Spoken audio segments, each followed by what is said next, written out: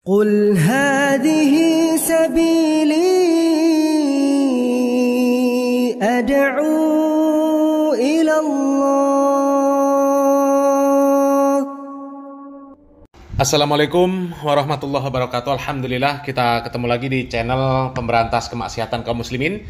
Dan seperti biasa, sebelum kita masuk ke pembahasan, kami ingatkan untuk kaum muslimin yang belum subscribe ke channel ini, silahkan subscribe untuk mendapatkan notifikasi ketika ada video-video yang terbaru yang kita upload di channel ini. Dan untuk yang sudah subscribe, kami ucapkan jazakumullahu khairan katsira. Dan kaum muslimin, kali ini kita akan membahas tentang dunia perhabaiban kaum muslimin. Dan sudah ma'ruf kalau para habaib itu adalah kelompok orang-orang yang merasa diri mereka ini lebih istimewa dibandingkan dengan orang lain yang bukan dari kalangan habaib. Ya. Lebih istimewa di dalam segala hal kaum muslimin. Bahkan habib yang ahli maksiat, ya, bahkan habib yang gila sekalipun, dikatakan oleh mereka lebih mulia dibandingkan dengan ulama kaum muslimin. Ya, bayangkan, habib ahli maksiat tapi bisa dikatakan oleh mereka lebih mulia daripada ulama kaum muslimin. Coba. Ya, ulama pewaris para nabi tanpa terkecuali. Ya, apakah dia keturunan nabi atau bukan? Yang jelas setiap ulama mereka adalah warasatul anbiya. Ya, dan yang diwariskan oleh para nabi ilmu. Ya. Sedangkan habib yang ahli maksiat, habib yang bodoh, dikatakan lebih mulia daripada ulama. Itu dari mana asalnya? Itu kan sangat bertentangan dengan dalil-dalil yang sahih kaum muslimin. Ya. Bahkan bertentangan dengan Al-Quranul Karim kaum muslimin. Mereka menganggap bahwa kemuliaan di sisi Allah itu hanya berdasarkan nasab. Sehingga meskipun bodoh, meskipun nakal, meskipun ahli maksiat, dikatakan oleh mereka itu lebih mulia di sisi Allah daripada ulama sekalipun. Kalau bukan dari kalangan habaib. Kalau nasabnya tidak menyambung kepada Nabi Muhammad SAW. Padahal nasab mereka sendiri ini nggak jelas kaum muslimin. Nggak jelas. Dari dulu menjadi bahan pertanyaan kebenaran nasab mereka itu. Ya. Dan kita tahu kaum muslimin, nasab mereka itu cuma klaim, ya, mengklaim bahwasanya saya keturunan Nabi Muhammad SAW, darah saya mengalir darah Nabi Muhammad SAW. Tapi ketika disuruh membuktikan dengan tes DNA, mereka nggak berani. Padahal Habib Rizik Syihab sudah mengatakan bahwasanya tes DNA itu merupakan cara yang ampuh, ya, satu-satunya cara yang ampuh untuk membuktikan kebenaran nasab mereka. Kalau memang mereka keturunan Nabi Muhammad SAW, harus berani tes DNA untuk membuktikan. Dan dengan tes DNA, ini Habib Rizik Syihab yang menyampaikan, imam besar mereka. Ya, dengan tes DNA tersebutlah nantinya akan diketahui mana yang benar-benar keturunan Nabi Muhammad SAW dan mana yang palsu. Ya. Kalau Habib yang benar, maka DNA-nya pasti ada kemiripan dengan DNA Nabi Muhammad SAW. Tapi kalau Habib yang palsu, kata Habib Rizik Syihab, ini akan terbukti nantinya. DNA Nabi kemana, DNA dia kemana. Ya. Tapi terbukti kaum muslimin, ya, sudah begitu banyak, ya, ratusan habaib yang sudah melakukan tes DNA. Tidak satu pun terkonfirmasi bahwasanya mereka adalah keturunan Nabi Muhammad SAW. Bahkan DNA mereka ini, ya, terlihat DNA-nya keturunan Yahudi. Keturunan Yahudi. DNA Arabnya nggak ada kaum muslimin. Tapi la ilaha illallah, kesombongan mereka luar biasa kaum muslimin. Luar biasa. Mungkin mereka tidak paham kaum muslimin bahwasanya Nabi Muhammad SAW di dalam hadis yang sahih, hadis riwayat Ahmad, ya, dan juga diriwayatkan oleh para imam muhadis yang lain, Nabi Muhammad SAW memberikan isyarat, ya, bahwasanya tidak ada keutamaan atas orang Arab di atas orang non-Arab. Allah la fadla li Arabiyyin ala ajamiyin, wala ajamiyin ala arabiyyin, wala ahmar ala aswad, wala aswad ala ahmar illa bittaqwa. Ya, kata Rasulullah SAW, ketahuilah bahwasanya tidak ada keutamaan bagi orang Arab di atas orang ajam. Ya, orang ajam ini orang yang non Arab. Ya. Kemudian tidak ada juga keutamaan bagi orang ajam di atas orang Arab. Jadi masing-masing tidak punya keutamaan sama sekali kaum muslimin. Ya, juga bagi yang berkulit merah atas orang-orang yang berkulit hitam. Begitu juga sebaliknya. Tidak ada keutamaan orang-orang yang berkulit hitam di atas orang-orang yang berkulit merah kecuali illa bit taqwa, kecuali karena takwanya kepada Allah Subhanahu wa taala. Jadi keutamaan itu berdasarkan ketakwaan. Berdasarkan ketakwaan. Dan ini sejalan dengan firman Allah Subhanahu wa taala, "Inna akramakum indallahi atqakum." Jadi mungkin mereka ini tidak memahami kisah Nabi Nuh alaihissalam juga, ya. Di mana Nabi Nuh alaihissalam dengan anak dan istrinya. Anak dan istrinya itu jelas-jelas ahlul bait. Ya, anak dan istri Nabi. Tapi anak dan istri Nabi Nuh alaihissalam tidak Allah Subhanahu wa taala muliakan karena nasab. Ya, tidak mentang-mentang mereka 100% istri Nabi, 100% anak Nabi, kemudian langsung dimuliakan oleh Allah Subhanahu wa taala. Ya. Jadi kemuliaan itu tergantung ketakwaan. Ya. Dan itu berlaku bagi semua orang. Kalau soleh, ya, kalau seseorang itu soleh, maka dia akan mulia di sisi Allah meskipun anaknya orang yang bejat sekalipun kaum muslimin. Ya, begitu juga sebaliknya. Anak Nabi sekalipun kalau ahli maksiat tidak akan mulia di sisi Allah Subhanahu wa taala. Di dalam hadis Nabi Muhammad SAW mengatakan, "Wa man bata'a bihi amalu lam yusri bihi nasabu." Barang siapa yang lambat amalnya, ya, amalnya tidak ada, ya, maka nasabnya ini nggak akan bisa mengejar amalannya, nggak bisa memperbaiki amalannya. Ya, tapi sepertinya para habaib itu sudah terasuki sifat-sifat setan dan iblis kaum muslimin, sehingga mereka memiliki sifat yang sombong, memiliki sifat yang angkuh, merasa dengan nasab yang mereka miliki, mereka menjadi manusia yang paling istimewa bagaimanapun kondisi mereka. Padahal itu juga nasabnya juga masih menjadi bahan pertanyaan, ya.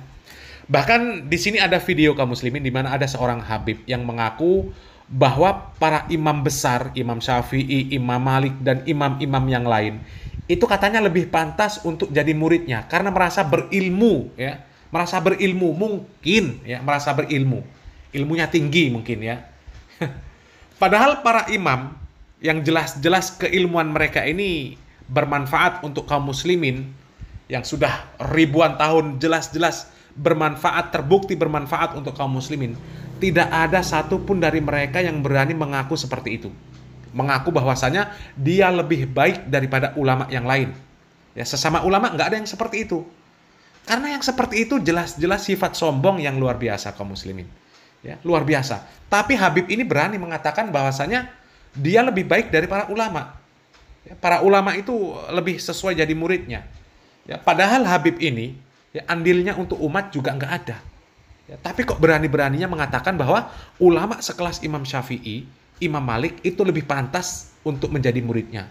Na'udzubillah min dzalik, ya. Coba kita simak videonya kaum muslimin. Saya aja dibilang begini, ente nggak pantas ya Hasan jadi murid saya. Yang pantas jadi murid saya Imam Syafi'i. La ilaha illallah. Ya, dengar yang begini saja kaum muslimin, hati ini sudah dongkol. Ya, sudah dongkol, sombongnya, la ilaha illallah. Ada Habib yang katanya yang pantas jadi muridnya itu Imam Syafi'i. Ya, bayangkan kaum muslimin, Imam Syafi'i, seorang ulama besar yang menjadi seorang imam mazhab, yang kealimannya, keilmuannya diakui oleh dunia kaum muslimin. Seluruh ulama mengakui keilmuan Imam Syafi'i. Masih disebut pantas jadi murid seorang Habib. Ya Allah. Kok ada orang yang ngaku sebagai cucu Nabi, ngaku berilmu, ngaku alim, tapi keluar dari mulutnya perkataan yang congkak seperti iblis seperti itu kaum muslimin. Ya, na'udzubillah min dzalik. Na'udzubillah min dzalik. Mungkin ini keturunan iblis kali, ya. Ya, punya sifat sombong yang tinggi. Ya, Imam Syafi'i katanya yang pantas jadi muridnya. Ya Allah, sejauh mana ilmunya Habib ini, ya? Ya Allah, ya Allah, ya Rob. Udah nggak bisa bayangkan lagi ini kesombongan orang yang satu ini kaum muslimin. Naudzubillah min dzalik. Coba kita lanjutkan lagi kaum muslimin. Imam Hanafi, Imam Malik, coba siapa yang berani ngomong seperti ini kalau beliau bukan orang besar? Iya kaum muslimin ya. Kita akui beliau orang besar. Tapi kalau modelnya seperti itu, yang besar itu namanya kesombongannya. Coba sampai Imam Malik, Imam Syafi'i, Imam Abu Hanifah katanya seperti mereka lah yang pantas jadi muridnya Habib yang diceritakan itu. Apa ada orang yang waras ya yang berani ngomong seperti itu kaum muslimin?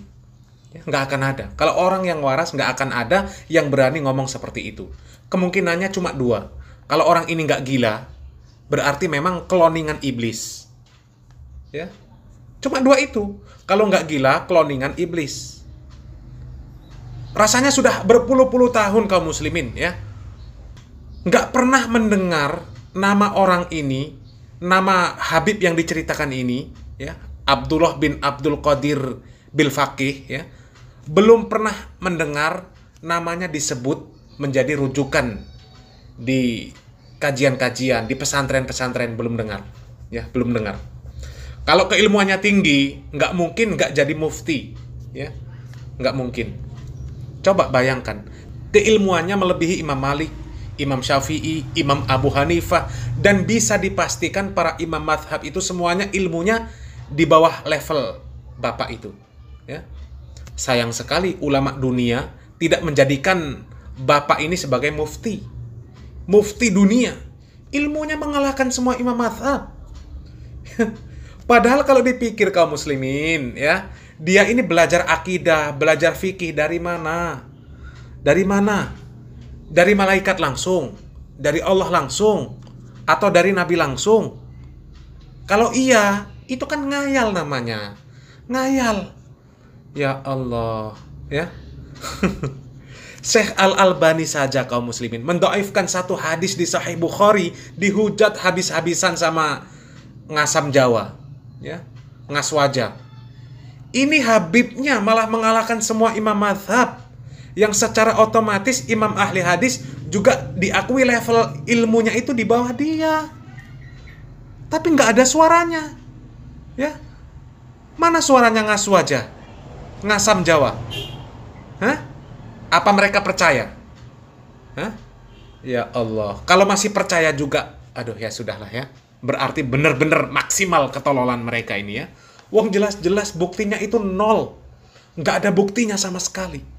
Kalau ada orang yang keilmuannya melampaui para ulama ahli hadis, para ulama imam madhab, mustahil luput dari perhatian ulama dunia. Itu mustahil. Mustahil. Ya, itu sajalah ya. Coba kita lanjutkan lagi kaum muslimin. Dan ini adalah khawarikul adat. Itu yang namanya fikih dari A sampai Z, Syafi'i, Hambali, Hanafi, Maliki sudah dihafal semuanya. Sehingga pada umur 50 tahun beliau sudah dijuluki Al-Hafidh, Al-Musnid, Al-Kutub, Ad-Doktor Sayyidina wa Maulana Profesor Dr. Al-Habib Abdullah bin Abdul Qadir bin Ahmad Al-Faqih radhiyallahu anhu. Yakin kaum muslimin ya, kalau orang yang sehat dan waras nggak akan percaya dengan kemprosan Habib yang seperti ini kaum muslimin.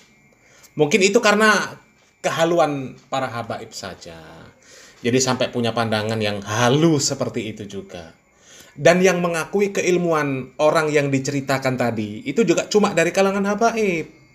Ya, kalau ulama dunia, apalagi yang sehat dan waras, manhajnya Ahlussunnah wal Jamaah, jelas tidak akan menanggapi golongan yang seperti ini kaum muslimin ya. Yang menanggapi ya cuma muhibbin ya, yang siap menghamba kepada Habib apapun yang terjadi. Semoga para muhibbin segera sadar ya. Salam waras, salam akal sehat. Barakallahu fikum. Wassalamualaikum warahmatullahi wabarakatuh.